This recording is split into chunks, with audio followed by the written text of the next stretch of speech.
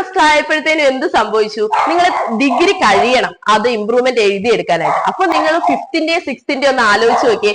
ഇപ്പൊ നിങ്ങൾ ഫിഫ്ത് സെമസ്റ്ററിലേക്ക് കയറാനിരിക്കുന്നവരുണ്ടാവും, അവരെല്ലാം ഇതൊന്ന് ശ്രദ്ധിക്കുക കേട്ടോ. ഇപ്പൊ ഫോർത്ത് സെമസ്റ്റർ വരെ നിങ്ങൾ എല്ലാവരും എല്ലാ പേപ്പറിനും പാസ്സായി എന്ന് വിചാരിക്കും, എല്ലാം പാസ്സായി മുന്നോട്ട് വന്നു.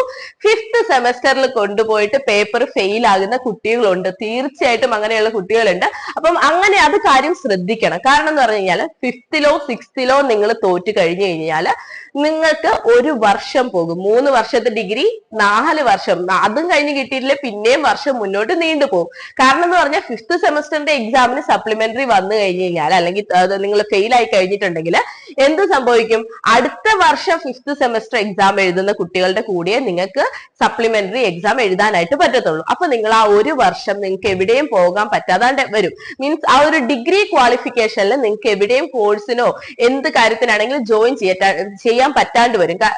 മീൻസ് 3 വർഷം അവിടെ ഓൾറെഡി പോയി, അതിന്റെ കൂടെ ഡിഗ്രിയും ഇല്ല.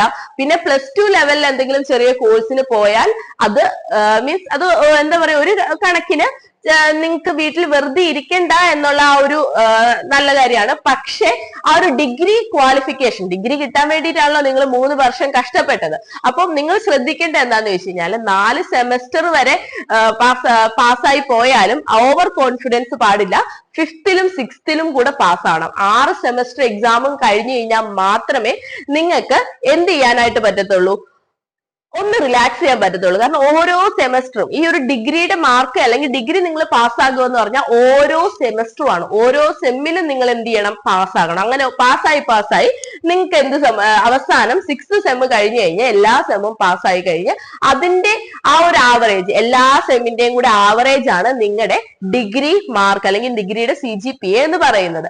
അപ്പം ഈ ഒരു കേസിൽ പറയുമ്പോൾ ഇപ്പം എന്താ പറയാ, നിങ്ങൾക്ക് കോളേജിൽ പഠിക്കുന്ന സമയത്ത് ക്യാമ്പസ് റിക്രൂട്ട്മെന്റ്സ് വരും. മീൻസ് ഓരോരോ ബാങ്കിൽ നിന്നുള്ള ഇന്റർവ്യൂസ് അല്ലെങ്കിൽ ബാങ്ക് ടെസ്റ്റ്, അങ്ങനെ കാര്യങ്ങളൊക്കെ ക്യാമ്പസ് റിക്രൂട്ട്മെന്റ് ആയിട്ട് വരുന്നുണ്ട്. അപ്പൊ അങ്ങനെയുള്ള കാര്യത്തിൽ ചില ആൾക്കാർ മീൻസ് ചില കമ്പനിക്കാര് ചില ക്രൈറ്റീരിയാസ് വെക്കും. അതിന്റെ അകത്ത് മെയിൻ ആയിട്ട് വെക്കുന്ന ഒരു ക്രൈറ്റീരിയ എന്ന് പറഞ്ഞു കഴിഞ്ഞാൽ ഒരു സെമ്മിൽ പോലും ബാക്ക് ഡ്രോപ്പ് ഉണ്ടാവാൻ പാടില്ല. എന്ന് പറഞ്ഞു കഴിഞ്ഞാൽ ഒരു സെമ്മിൽ പോലും ഒരു പേപ്പറിന് സപ്ലി ഉണ്ടാവാൻ പാടില്ല, അല്ലെങ്കിൽ ഒരു പേപ്പർ രണ്ടാമത് പിന്നെ എഴുതി പാസ്സാകാൻ അങ്ങനെയുള്ളതാണെങ്കിൽ, ഒരു പേപ്പർ രണ്ടാമത് പിന്നെയും എഴുതി പാസ്സായിട്ടുള്ളതാണെങ്കിൽ ചില സമയത്ത് ചില കമ്പനിക്കാർ, എല്ലാവരും എന്നല്ല ഞാൻ പറയുന്നത്, ചില ആൾക്കാർ എന്ത് ചെയ്യും, ആ ഒരു കുട്ടിയെ റിജക്ട് ചെയ്യും. ആ ഒരു ഇന്റർവ്യൂന്ന് അല്ലെങ്കിൽ ആ ഒരു ടെസ്റ്റിന്ന് റിജക്ട് ചെയ്യും. അപ്പൊ അങ്ങനെയുള്ള കാര്യങ്ങളൊക്കെ ശ്രദ്ധിക്കണം. പിന്നെ ഈ ഒരു ഡിഗ്രി എക്സാമിന്റെ കാര്യം ഇതിൽ പറയുകയാണെങ്കിൽ പെർസെന്റേജ് ആണ്. ഡിഗ്രിയുടെ മാത്രമല്ല ഏത് പരീക്ഷയ്ക്കാണെങ്കിലും, ഇപ്പൊ +2 ആണെങ്കിലും 10ാം ക്ലാസ് ആണെങ്കിലും ഏത് പരീക്ഷയ്ക്കാണെങ്കിലും പെർസെന്റേജ് എന്ന് പറയുന്നത് ഇമ്പോർട്ടന്റ് ആണ്. അപ്പൊ നമുക്കറിയാം ഒരു 70% 69%. ഈ 70%ഉം 69%ഉം തമ്മിൽ 1% വ്യത്യാസമുള്ളൂ. അല്ലെങ്കിൽ ഒരു 69.5ഉം 70%ഉം തമ്മിൽ 0.5 വ്യത്യാസമുള്ളൂ. പക്ഷെ അവിടെ എന്താ സംഭവിക്കുന്നത്?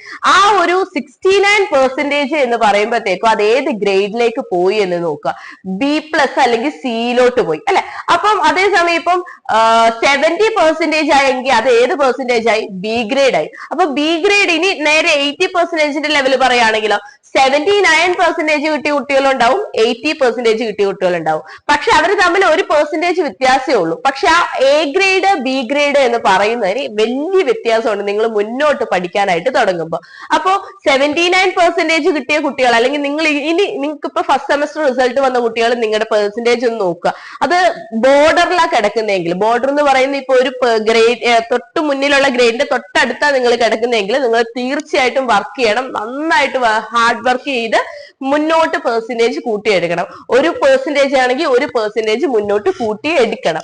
അപ്പം ആ ഒരു കാര്യം ശ്രദ്ധിക്കും. ഇപ്പൊ 3rd ഇയറിൽ പഠിക്കുന്ന കുട്ടികളാണെങ്കിൽ അവർക്ക് 4 സെമസ്റ്ററിന്റെ റിസൾട്ട് വന്നിട്ടുണ്ടാവും. അപ്പൊ ആ 4 സെമസ്റ്ററിന്റെ പെർസെന്റേജ് നിങ്ങളൊന്ന് എടുത്തു നോക്കുക. നമ്മളെല്ലാം ചെയ്യുന്ന മിസ്റ്റേക്ക് എന്ന് പറഞ്ഞാൽ നമ്മൾ അവസാനം 6 സെമസ്റ്ററും കഴിഞ്ഞിട്ടാണ് നമ്മൾ എന്ത് ചെയ്യുന്നത്, ആ ഒരു പെർസെന്റേജ് എല്ലാം അങ്ങ് എടുത്തു നോക്കുന്നത്. നമ്മുടെ പെർസെന്റേജ് എത്ര കിട്ടി. ആ 6 സെമസ്റ്റർ കഴിഞ്ഞിട്ട് എടുത്തു നോക്കിയിട്ട് ഒരു കാര്യമില്ല. മീൻസ് നമുക്ക് പിന്നെ അതിൻ്റെ അകത്ത് കൂട്ടാനൊന്നും പറ്റത്തില്ല പെർസെന്റേജ്. അതേസമയം നിങ്ങൾ ഓരോ സെമസ്റ്റർ എക്സാം കഴിഞ്ഞ, ഇപ്പൊ ഫസ്റ്റ് സെമസ്റ്റർ എക്സാം കഴിഞ്ഞു, അപ്പൊ നിങ്ങൾ എന്ത് ചെയ്യണം, സെക്കൻഡ് സെമസ്റ്റർ എക്സാമിന് പ്രിപ്പയർ ചെയ്തോണ്ടിരിക്കുമ്പോ തന്നെ ആ ഒരു നിങ്ങളുടെ ഫസ്റ്റ് സെമസ്റ്റർ കിട്ടിയ മാർക്ക് എടുത്ത് നോക്കുക. ആ മാർക്ക് എത്ര പെർസെന്റേജ് കിട്ടി, അതിൻ്റെ അകത്ത് കൂടുതൽ എനിക്ക് കിട്ടണം, അതിന്റെ കൂടുതൽ കിട്ടണമെങ്കിൽ എനിക്ക് എത്ര മാർക്ക് മേടിക്കണം, അങ്ങനെ ഒന്ന് ഇവാലുവേറ്റ് ചെയ്ത് നിങ്ങളൊന്ന് പഠിച്ചു നോക്കിയേ. നിങ്ങൾക്ക് തീർച്ചയായിട്ടും തൊട്ട് തലേ സെമ്മിൽ കിട്ടിയ പെർസെന്റേജിനേക്കാളും കൂടുതൽ പെർസെന്റേജ് അടുത്ത സെമ്മിൽ കിട്ടാനായിട്ട് പറ്റും. ഇവ ഫിഫ്ത് സെമസ്റ്ററിൽ തുടങ്ങാൻ പോകുന്ന കുട്ടികൾ ചെയ്യേണ്ടതെന്ന് വെച്ചാൽ നിങ്ങളുടെ 4 സെമസ്റ്ററിന്റെയും മാർക്ക് ഒന്ന് എടുത്തു നോക്കുക. ആ മാർക്ക് എടുത്തു നോക്കിയിട്ട് നിങ്ങൾ എവിടെയാണ് നിൽക്കുന്നത്, ബി ഗ്രേഡിലാണോ, എ ഗ്രേഡിലാണോ, സി ഗ്രേഡിലാണോ, അല്ലെങ്കിൽ ഫെയിൽ ആണോ, അത് മനസ്സിലാക്കിയിട്ട് അത് മുന്നോട്ട് എനിക്ക് എത്ര മാർക്ക് കിട്ടി കഴിഞ്ഞാൽ, എങ്ങനെ മാർക്ക് മേടിച്ചു കഴിഞ്ഞു കഴിഞ്ഞാൽ നിങ്ങൾ ഓരോ പേപ്പറിനും മാർക്ക് നോക്കുക. ഏറ്റവും അവസാനം നിങ്ങൾ നോക്കാൻ നിൽക്കരുത്. ഇപ്പൊ തന്നെ ഈ ഒരു വീഡിയോ കണ്ടോണ്ടിരിക്കുമ്പോൾ തന്നെ പറ്റുകയാണെങ്കിൽ നിങ്ങൾ നിങ്ങളുടെ ആ ഒരു മാർക്ക് ഷീറ്റ്, എല്ലാ സെമസ്റ്ററിന്റെയും മാർക്ക് ഷീറ്റ് നിങ്ങൾ എപ്പോഴും PDF ആയിട്ടോ അല്ലെങ്കിൽ സോഫ്റ്റ് കോപ്പി ആയിട്ടോ എടുത്ത് വെക്കണം, നിങ്ങളുടെ കയ്യിൽ ഉണ്ടാവണം. അപ്പൊ ഈ കാര്യങ്ങളൊക്കെ ഒന്ന് ശ്രദ്ധിക്കുകയാണെങ്കിൽ ഒന്ന് നന്നായിട്ട് ഒരു മെച്ചൂർ ആയിട്ട് ഒന്ന് ചിന്തിച്ചു നോക്കി. അങ്ങനെ ആ ഒരു മാർക്ക് ബേസിൽ നിങ്ങളൊന്ന് മുന്നോട്ട് പോകും. കാരണം എന്ന് പറഞ്ഞു കഴിഞ്ഞാൽ നമുക്കറിയാം ഓൾറെഡി എല്ലായിടത്തും ടോക്കാണ്, ബാക്ക് ബെഞ്ചേഴ്സ് മീൻസ് ഈ പഠിക്കുന്നതിൽ കാര്യം അങ്ങനെയൊന്നും അല്ല, ഈ ഒരു പഠിക്കുന്നതിലും കാര്യമുണ്ട്. ഇന്നത്തെ കാലത്ത് ഇപ്പൊ തന്നെ നിങ്ങൾക്ക് അറിയാം, നിങ്ങളിപ്പോ ലാസ്റ്റ് ബാച്ച്, ഇപ്പൊ സെക്കൻഡ് ഇയറിൽ പഠിക്കുന്ന കുട്ടികൾ 3 വർഷം ഡിഗ്രിക്കാരുടെ ലാസ്റ്റ് ബാച്ചാ, ഇനി 4 വർഷം വരികയാണ്. അപ്പൊ ആ ഒരു 3 വർഷം ഡിഗ്രിയുടെ ഒരു 3-4 വർഷത്തിനുള്ളിൽ തന്നെ ആ ഒരു 3 വർഷം ഡിഗ്രിയുടെ വില കുറഞ്ഞു പോയിക്കൊണ്ടിരിക്കും. ഇനി വരുന്ന 4 വർഷം ഡിഗ്രിക്കാരുടെ